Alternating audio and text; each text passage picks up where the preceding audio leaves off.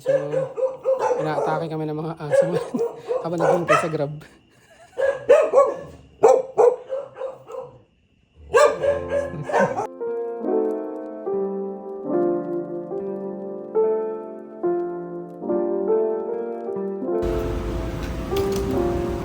Yan. So we need to present our passports and boarding ticket sa guard before we can enter. Hey guys! Okay, nandito na kami sa NAIA Terminal 3. At nakakita niyo, ang haba ng pila. Pero mag-self-check-in kami sa mga train. Ang una pala namin gagawin, pupunta kami ng TIEZA para makita kung exempted kami sa travel tax. Yes. Alam ko meron dito. Okay, success. So, isa kami sa mga exempted sa mga for paying travel tax because we are permanent residents ng Canada. Actually, lahat ng PR from other countries are exempted, including mga infants and mga OFW. So, if you're one of those or if you're part of those categories, make sure to get this slip. So, binigyan kami ng slip. It's a green slip. It's a travel tax exemption certificate. So, ano yung details nyo? So, you just need to present nyo lang it. yung PR card tsaka passport. That's Yes. it. Passport Sabihin mo, and PR card. Yeah. Alam na nila yun. Yes. Grabe, hindi namin in-expect na sobrang daming tao. Ang dami nagta-travel going out of the country. You know what? Check in. And I guess, feeling ko, sa Japan din ang punta nila. So, maraming mga kabayan sa Japan pagdating namin.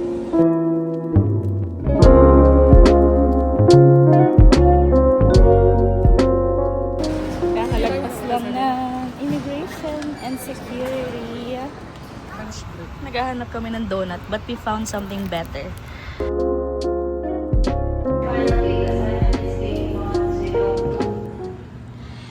So ayun guys, we're here now waiting for our boarding in 15 minutes.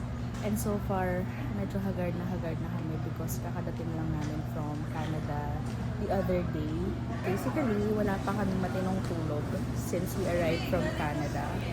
Yesterday, yung pinaka-day namin to prepare for our Japan trip. Pero syempre may mga errands kami, nanood kami ng Hello Love Again, and we did some groceries for the babies. So wala pa kaming tulog, super jet lag pa yung body clock namin pang Canada pa, kaya wala pa kaming tulog talaga.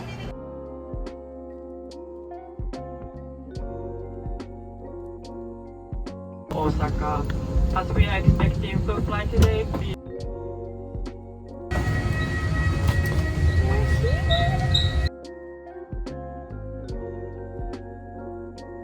Okay, so nandito kami sa Japan, Osaka, Kansai. Ayan, papunta na kami sa may arrival para sa immigration. And then, kailangan namin mag-CR dahil kumukulon siya na. Yeah. No, hype. Kumukulon dyan ko dahil uminom ko ng Bear Brand, 2 cup. Very good kid. Bad idea. Tapos nag-ice latte pa kanina. So puro milk na yung laman ng chan niya. Hindi dairy na, hindi na ma-digest. Very good ka. Kumukulon, acidic na. Grabe, amoy Japan.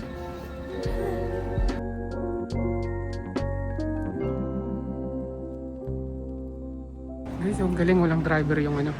It's automatic yung train. Kanina pa kami naglalakad. And wala pa rin kami sa arrival. Nag-transfer pa kami ng train. Ang layo, at saka ang laki masyado ng airport nila. Grabe. Ayun. Ang laki.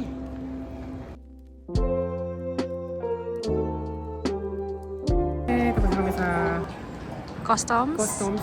So, ginawa namin yung Visit Japan web. And that's the thing. You just have to walk in and scan yung passport tsaka yung QR code. Yes, so hindi pala kailangan yung declaration form na fill out namin since we already have the QR. So, mas convenient and mas mabilis if you have the QR. So, make sure to have that. Okay, so first order of business upon arrival is to get our SIM. Nag-try mo ulit. We're Try ulit trying natin to have yung UBG eSIM kaso yung app medyo naglolo ko. So, hindi kami makabili ng data plan. So, if it doesn't work, we'll try yung mga Japan SIM kiosk here.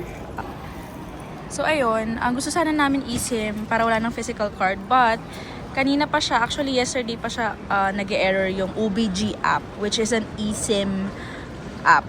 So, we just saw this. Upon arrival, nandiyan na nakalagay Japan SIM and Wi-Fi. So, we're going there, check out their prices, and get a SIM card para may data kami.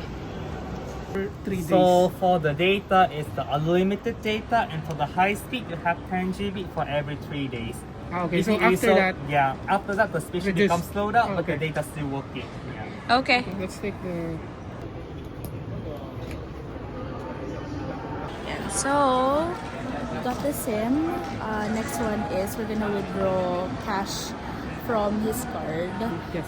para lang Go sa time. emergency or ano ba, pocket money namin just in case we need to pay cash. Kung yung eSIM, $20 lang dapat. Pero kung napabili kami ng physical SIM, which is $57 or something like 4. 50 sa Magkano? 5,700 yen.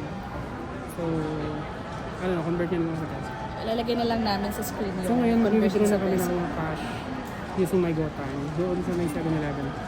From what we see, yun yung pinakamura. Okay.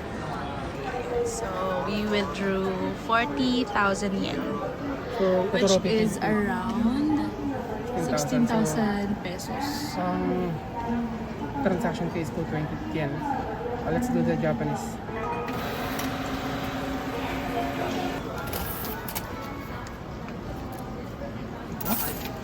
Hey guys, so nag-withdraw kami ng 40,000 yen. This is for just emergency ng mga hindi tumatanggap ng card. Yung pinabili namin ng SIM card, ginamit namin yung Canadian credit card namin. So this is just in case. Kasi mostly gagamitin namin yung credit card namin. So nag-bayad kami ng 220 yen. Which I use GoTime. Okay guys, so next step namin is we go sa limousine bus, which we bought by a Klook. Hanapin lang namin yun. Hey, we're going out of the airport. It's not too cold. So naliligaw. Naliligaw. Hindi ko malaman kung saan yung limousine bus. Ang dami kong time na sinerch to. Hindi ko. Kalimutan ko na kasi. But anyway, let's see. Ang destination namin is Namba, Oka. Yeah. Uy, ang perfect na weather, in fairness. Akala ko sobrang lamig kasi nagdala kami ng mga winter jacket, but it's perfect.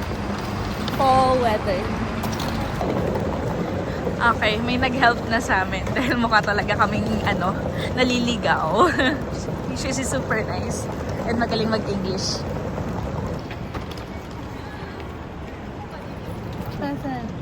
Go to ticket only. Right? Ah, yes, yes. So, actually, in-approach. So far. Mukha kaming na bagong salita. In-approach. Yeah, so tinulungan kami. So, what exactly happened is we have the Klook voucher, QR. Tapos may machine doon. Tapos ito yung nilabas Pinalit lang. niyang, ano ba yun? Yan na yung pinaka-ticket, Let's search right? natin yung first experience lang. No, baka mag-acid na naman ako. Yan. So, ang ano namin ay 11. Bay 11. Parang ang OA nang dala namin winter jacket naman. Yung mga pang Canada winter dala namin. Nakakaloka. Hindi pala ganun kalamig. Parang dapat fall coats lang. Ganon. But well, that's what we got. O tama kasi ang hinahanap namin is going to Namba. Namba, malapit na siya dun sa hotel namin. So, I'm not sure if walking distance na lang or baka need ng another transport bus. Thank you.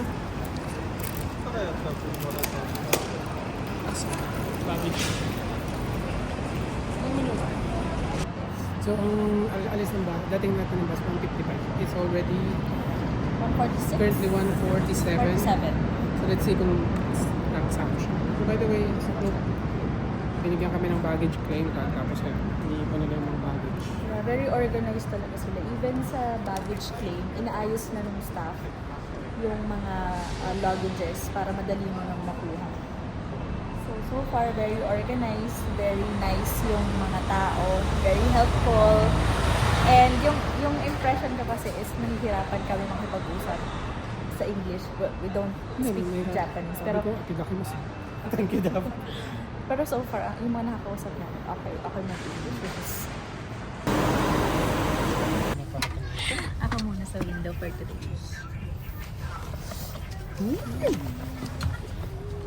Excited. Nawala yung puyat ko. Madaling araw na sa Canada. Okay, card. Okay, Hindi na card. kami bumili ng actual physical card ng Suica or Icoca. Sa Apple Wallet na lang. So doon kami nag-charge ng 1,000 yen. And then, yeah, Apple Pay. And then Sobrang we'll see if kung gagana to, kung hindi, yung 1,000 sayang. Card added. Card being added to the wallet sa Express. Every time na, for example, gamit ka, mag-pick up ka sa subway, double click, piliin mo lang yung sa wallet mo. That's it.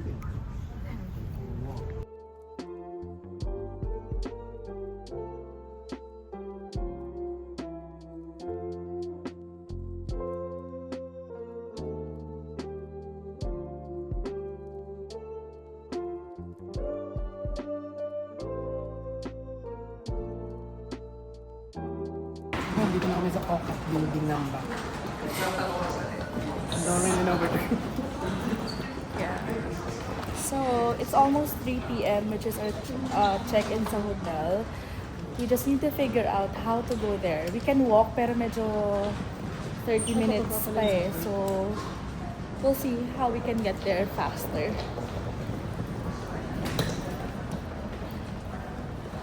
Dito ko rin saan. Nakita ko lang yung JR na backstage.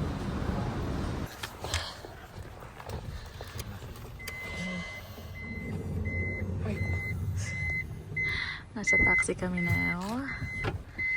Going to the hotel.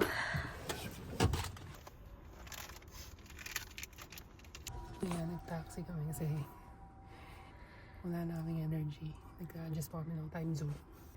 So wala na rin kaming energy i-figure out yung subway. And for some reason, hindi ako makapag download ng Icoca card or any transit card sa Apple Pay ko. So I need to fix that. So yeah, we're on the way to the hotel.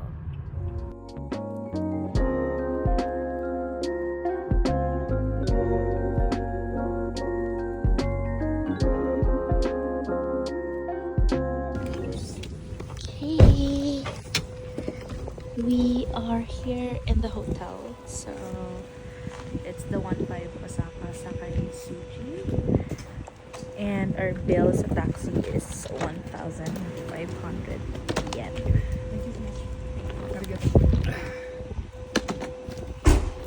Thank you.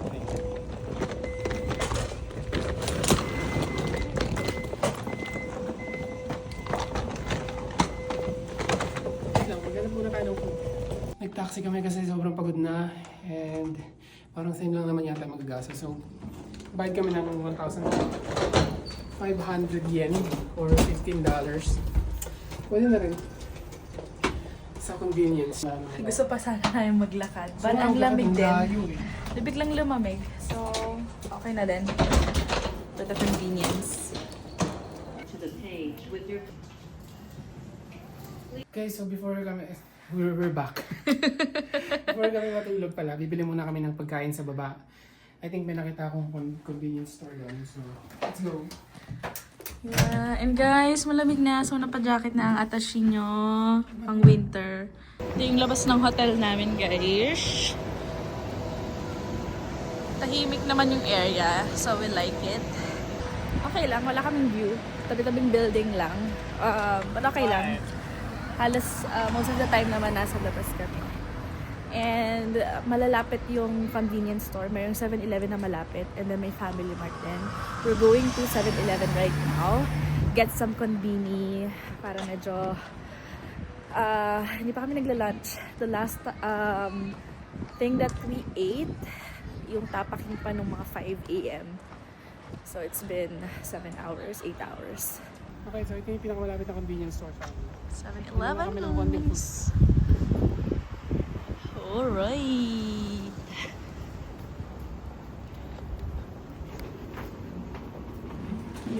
Mukhang masarap ah. Okay. What do you want? Magka-coffee ka na ba or later? Okay, so I got this.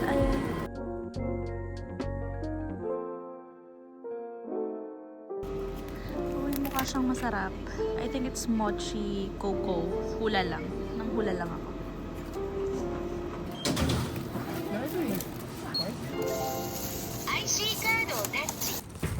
So we're gonna try to buy some drinks, some random drink na hindi namin ito.